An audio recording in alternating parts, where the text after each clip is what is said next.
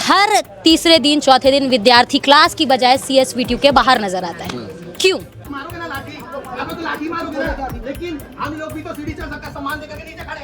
बच्चा एब्सेंट है लेकिन वो उसमें क्या दिखाया जा रहा है, पास हो गया। वो मुंह से बोल रहा है मैं एब्सेंट हूँ। फर्स्ट से मैं पास ही नहीं हुआ हूँ, राइट। मेरा वहाँ पे जॉब लगा हुआ है, मेरा जॉब छूट जाएगा, करियर मेरा खत्म हो जाएगा ना। 4 साल की पढ़ाई करने के लिए 5 लाख रुपए खर्चा करता है और उसको सैलरी ऑफर करेंगे आप 3 लाख रुपए का। मुंबई जैसे शहर में जहाँ पे आप कमाएंगे 15,000 और उड़ाएंगे 90,000। लॉकडाउन के बाद से यहाँ दलाली चालू हो गई है बहुत गंदे तरीके से। जब तक फेल करेंगे नहीं तब तक इनको पैसा कोई देगा कैसे। भिलाई को शिक्षा का केंद्र कहा जाता है। इस बात को अब यहाँ से पूरे तरीके से इरेज कर देना चाहिए कि अब ये शिक्षा का केंद्र उस प्रकार से रहा है। मैडम इस चीज पे तो हंसना चाहिए। भिलाई को शिक्षा का केंद्र कहा जाता है, लेकिन इस बात पे अब सवाल उठ रहा है। सवाल उठने की वजह यह है कि यहाँ के विद्यार्थी अब क्लासेस जाने के बजाय जो है रोड पर नजर आते हैं और अपने कॉलेज के यूनिवर्सिटी के सामने धरना देते नजर आते हैं। नमस्कार, मैं ईशा साहू और इस वक्त आप देख रहे हैं KP न्यूज़ और आज हम जो है CSVTU जो विश्वविद्यालय है उसके सामने खड़े। टेक्निकल ये कैंपस है और लगातार जो है यहाँ की परिस्थिति होती है कि हर दूसरे दिन जो छात्र अपने क्लासेस छोड़ के यहाँ के सामने बैठने पर मजबूर हो जाते हैं। आज देख सकते हैं, कैमरा एक बार मैं घुमाना चाहूँगी अपने सहयोगी से बोल के, देख सकेंगे ये विद्यार्थी है, होंगे 200 के तादाद में, लेकिन इनकी आवाज़ जो है 2000 की है और इसी आवाज़ को लेकर इस वक्त यहाँ पर बैठे हुए हैं, परेशान हैं। और परेशानी की जो वजह है वो हम इनसे पूछते हैं। भैया, हर तीसरे दिन चौथे दिन विद्यार्थी क्लास की बजाय CSVTU के बाहर नजर आता है। क्यों? क्यों का कारण तो इनको 4-5 बार बता दिया गया है और क्यों का कारण ये है कि इनके पास और कोई काम नहीं है। ये सारे हमारे भाई लोग आक्रोशित हैं। क्या इनको ये आक्रोश नहीं दिख रहा? बार बार हम क्यों आते हैं? इसका सबसे बड़ा कारण ये है कि जब फेल ही हो जाएंगे तो कॉलेज में बैठ कर करेंगे क्या? इनका काम क्या कॉलेज में? इनको फेल ये कर रहे हैं, ये CSVTU आ रहे हैं। इनको इनके प्रोसेस पे CSVTU के जितने पदाधिकारी हैं उनको शायद उनके प्रोसेस पे भी भरोसा नहीं है ना, इसलिए यहाँ पे कोई आदमी टिक भी नहीं रहा है। वाइस चांसलर की नियुक्ति कुछ समय पहले हुई है, BIT के प्रिंसिपल थे, उनको पूरी प्रोसेस पता है, उनसे बहुत उम्मीद है हम लोगों को। लेकिन उनसे पहले जो यहाँ पे पदाधिकारी थे, रजिस्ट्रार साहब, 8 महीने से जब वो यहाँ पे वाइस चांसलर साहब नहीं थे, कितने अलग अलग संगठन, अलग अलग भाई आकर के यहाँ पे अपनी बात रखे। कुछ तो इतने प्रताड़ित हो गए कि वो अपने आप को मारने के लिए भी तैयार हो गए, जैसे कि अपना रणवीर भाई है यहाँ पे। अब इनकी बात क्यों कर रहे हैं? हमारे पास जितने सारे भाई हैं वो कहीं ना कहीं अपनी चीज़ दिखा नहीं पाते हैं कि वो कितने प्रताड़ित हैं। अब प्रताड़ित किन चीज़ों से? इनकी व्यवस्था से। इनकी व्यवस्था क्या है? अभी आप लोगों ने बहुत सारे लोगों के मुंह से सुना होगा कि पहले वो पास थे, सेकेंड सेमेस्टर में रिजल्ट आया फेल हो गए। बहुत तगड़ी व्यवस्था है इनकी। बच्चा एब्सेंट है लेकिन वो उसमें क्या दिखाया जा रहा है, पास हो गया।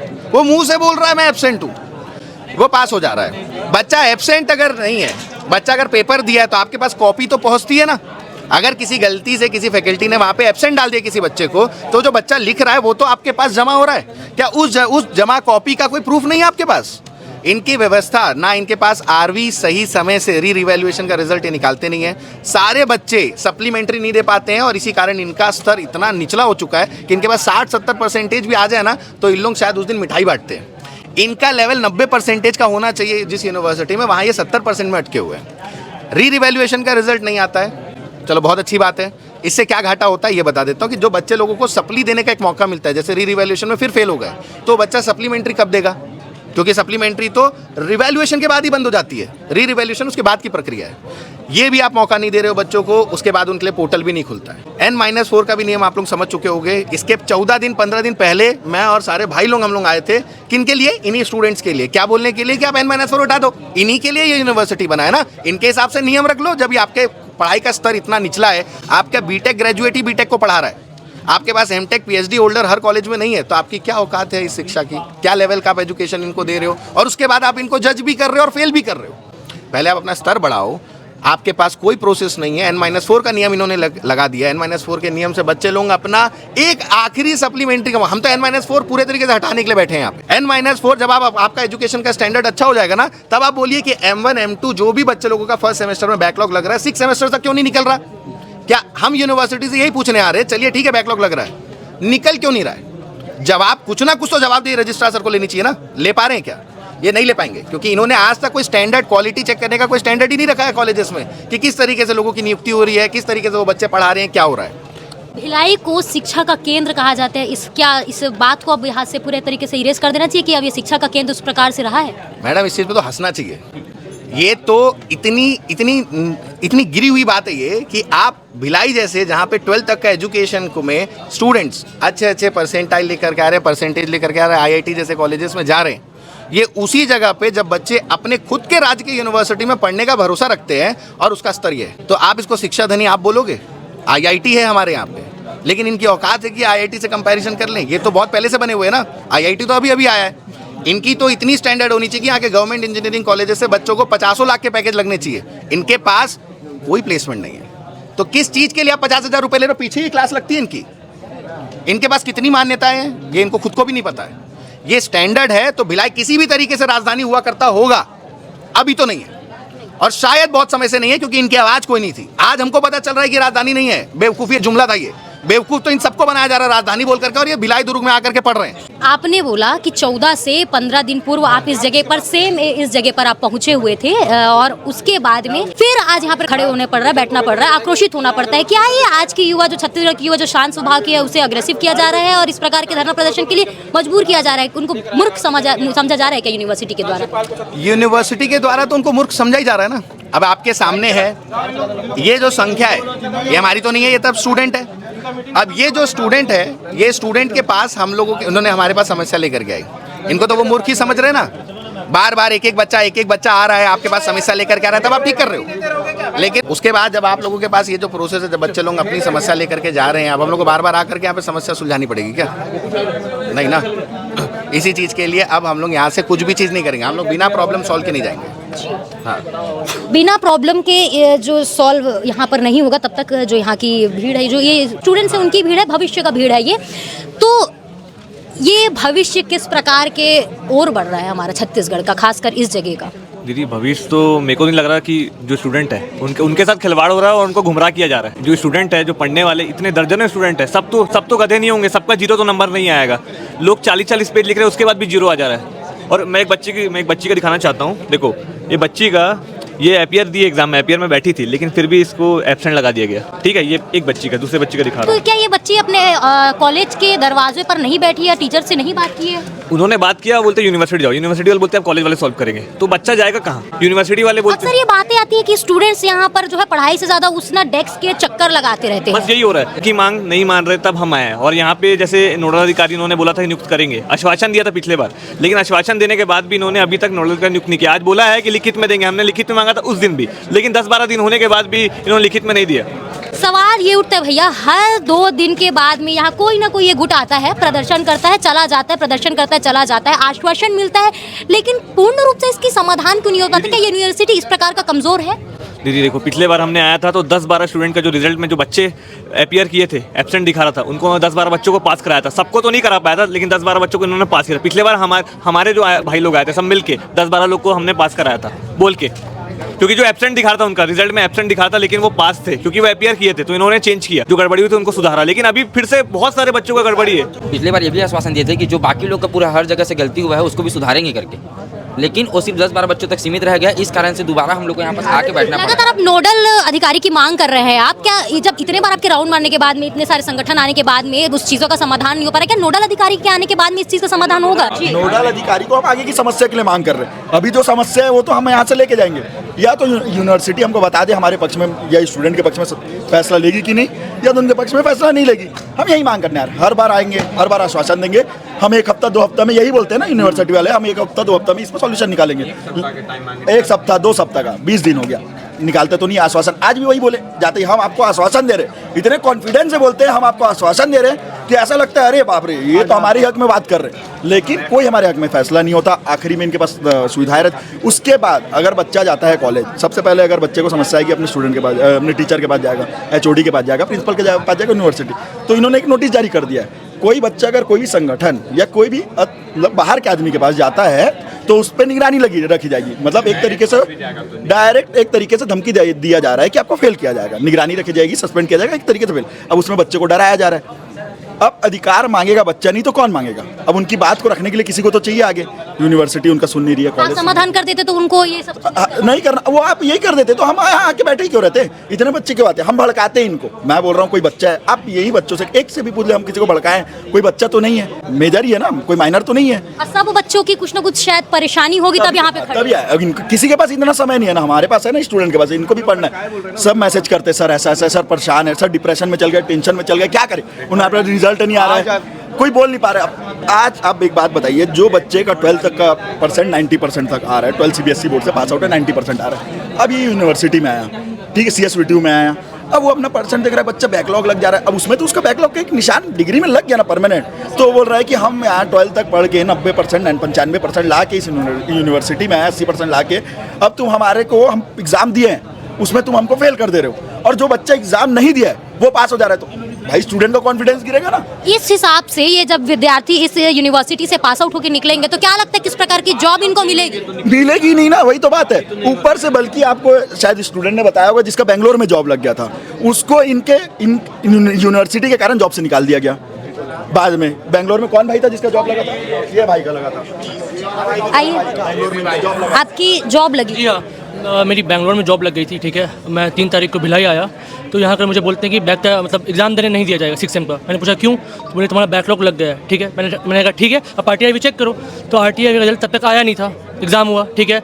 और फिर RRB का मैंने भरा है, अभी तक रिजल्ट आया नहीं है। तो मैं एग्ज़ाम कैसे दे पाऊँगा, आप बताओ ना। मतलब मैं फर्स्ट सेम में पास ही नहीं हुआ हूँ, राइट। मेरा वहाँ पे जॉब लगा हुआ है, मेरा जॉब छूट जाएगा, करियर मेरा खत्म हो जाएगा ना। अब देखिए 2022 का मेरा बैच है, 2022 से 2027 हो जाएगा, 5 साल, बट होता 4 साल का है। तो फिर ना सब कुछ खत्म हो जाएगा ना। आप बताओ, कोई भी कंपनी चाहिए किसी को भी ना, इसका 7 CGPA हो, 7.5 CGPA हो, यहाँ मार्क्स मिलता है। आप लोग सब बोलो, यहाँ मार्क्स मिलता है, किसी को मार्क्स नहीं मिलता है। मैक्सिमम कॉलेज से ज़्यादा नहीं 400 मार्क्स मिलेगा, बाकी यहाँ तो मार्क्स मिलता ही नहीं है। पेपर चेक बहुत आप भी देखे होंगे। एक सवाल और कई बार जो है मैं विद्यार्थियों से बातचीत करती हूँ तो ये चीज़ें पता चलती है कि यहाँ के जब पेपर लिखने की बात आती है, पेपर भरना चाहिए, शब्दों की मतलब वो सही है कि नहीं वो बात की बात है। पेपर भरना चाहिए, इतने पेपर आपके दिखने चाहिए वहाँ पे, ये बातों पे क्या मुँह है? बिल्कुल सही बात है ये। यहाँ पे कॉलेज वाले को कम से कम 25 से 30 पेज भरना चाहिए आपको पास होना है तो। बट यहाँ तो लोग ऐसे हैं, अभी क्या हो रहा है ना, 40 पेज भरे तब भी फेल है। 0 मार्क्स है। मेरे पास एक लड़का है, वो एक्स्ट्रा शीट लिया, वो एक्स्ट्रा शीट लिया है, 60 पेज भरा है। 60 पेज में मायने होता है, 60 पेज के बाद 6 मार्क्स मिला उसको। 6 मार्क्स मतलब आश्वासन के तौर पे भी मार्क्स नहीं दिए जा रहे। कई बार ऐसा होता है ग्रेस मार्क्स दे दिया है, 5 नंबर एक्स्ट्रा दे दिया। हमारा क्या बोलना है, जो फेल है, जिसका बैक लगा, बैक कीजिए, बिल्कुल उसका बैक लगाइए। जो स्टूडेंट ने नहीं लिखा है, नहीं किया, और जिसने सही आंसर लिखा है उसको तो कम से कम पास कीजिए। जिसको कॉन्फिडेंस है कि हाँ भाई मैं इतने नंबर का बना के आया हूँ, पेपर 60 नंबर मेरे को मिलना चाहिए, वो घर जाए जाके रीचेक किया, हाँ 60 नंबर, उसको मिल रहा है 0 नंबर। और जो एग्जाम ही नहीं देने गया है वो हो जा रहा है पास। तो भाई जो 60 पन्ना लिख के आया है, जो 40 पन्ना लिख के आया है, वो तो 0, उसका भी 0 आ रहा है। तो टेंशन में, हम तो एग्जाम भी दे रहे हैं, पढ़ भी रहे हैं, मैं इतना लिख ही क्यों रहा हूँ? मैं तो उससे अच्छा घर में सोऊंगा ना भाई, मैं क्यों आऊँगा? वो तो परेशान हो गई। तो वही यूनिवर्सिटी से मांगे अपना, वो चीज़ों में सुधारिए। ऊपर से एक सब्जेक्ट का कितना लेती है? 460 रुपये एक सब्जेक्ट का। RV में लेती है, रीचेकिंग के लिए RRV में 600 रुपये लेती है। तो एक सब्जेक्ट का, अब सोचिए RRV में कितने स्टूडेंट पैसा देते होंगे पर सब्जेक्ट? 450 रुपये। सबसे बड़ा सवाल एक और मैं इसमें पूछना चाहूँगी आपसे कि एक विद्यार्थी अगर टेक्निकल कैंपस का मतलब बीटेक का या तकनीकी कैंपस का अभी गया है, तो अगर उसका सेमेस्टर की फीस की बात करें तो 50 के 1000 के आसपास होगा। उसके बाद अगर उसमें उसका अगर फॉर्म का आ गया तो 2000-3000 कोल्ड ड्रिंक पी रहे हैं, हमारी पैसे का तो समोसा मंगाए कोल्ड ड्रिंक पी रहे हैं। अभी तो हमने देखा, हमारे सामने से अंदर गया, वही मीटिंग हो रही है ना समोसा कोल्ड ड्रिंक के साथ। हम तो यहाँ बैठे क्या करेंगे? ये बच्चे का बेचारा बेंगलोर में जॉब लगने के बाद यहाँ बैठा है, कोई भी डोंगरगढ़। मेरा प्रश्न ये था कि इतने पैसे देने के बाद में अगर आपका कैंपस लग जाता है तो आपको पैसे कितने का कैंपस लगता होगा? लगे तब तो हम तो यही डाउट में लगे तब रिजल्ट नहीं। एक बच्चा एक 4 साल की पढ़ाई करने के लिए 5 लाख रुपए खर्चा करता है, और उसको सैलरी ऑफर करेंगे आप 3 लाख रुपए का। मुंबई जैसे शहर में जहाँ पे आप कमाएंगे 15,000 और उड़ाएंगे 90,000, मरने के लिए जाएगा कोई बच्चा वहाँ पे। उससे अच्छा तो यहाँ पे कुछ अपना कुछ कर लेगा वो। आजकल जो हम लोग अक्सर सुनते हैं ना कि MBA वाला, चाय वाले MBA वाले, ये तो मतलब जो चीजें बोल दी जा रही है इस चीजों को।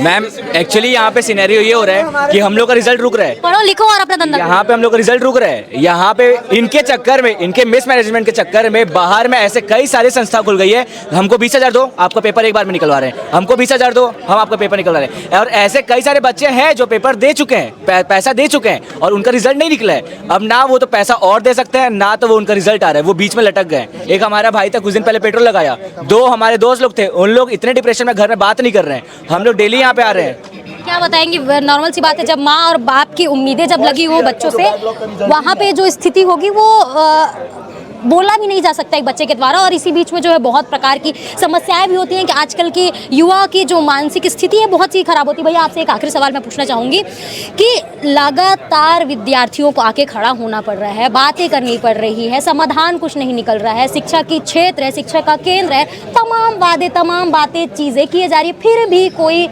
मतलब निष्कर्ष नहीं निकल पा रहा है। यहाँ के विद्यार्थी बस आ रहे हैं। मतलब एक बात कही जाती थी ना, अब बोला जाता था कि हमको शिक्षा डिग्री के लिए लेनी है, तो इसको किस प्रकार से देखें, क्या ये ऐसा है, लॉकडाउन के बाद से यहाँ दलाली चालू हो गई है बहुत गंदे तरीके से। जब तक फेल करेंगे नहीं तब तक इनको पैसा कोई देगा कैसे?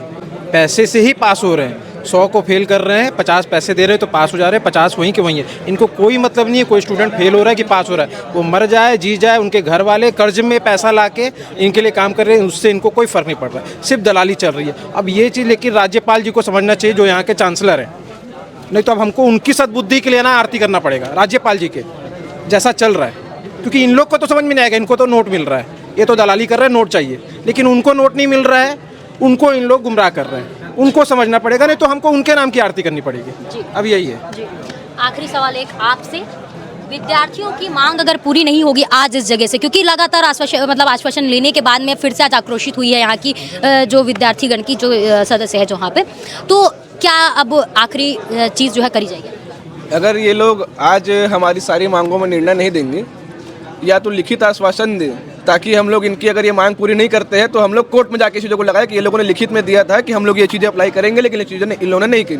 और या तो अगर ये नहीं करते हैं तो हम लोग यहीं बैठे रहेंगे, चाहे वो आज रात हो जाए, चाहे वो कल की सवेरे हो जाए, चाहे परसों का दिन हो जाए, जब तक पूरे नहीं हो तब हम लोग यहीं बैठे रहेंगे। तो ये बात है कि जब तक इस चीज़ का समाधान नहीं होगा, ये विद्यार्थी हैं, भविष्य है, अपना भविष्य सवार कर यहाँ से जाएंगे।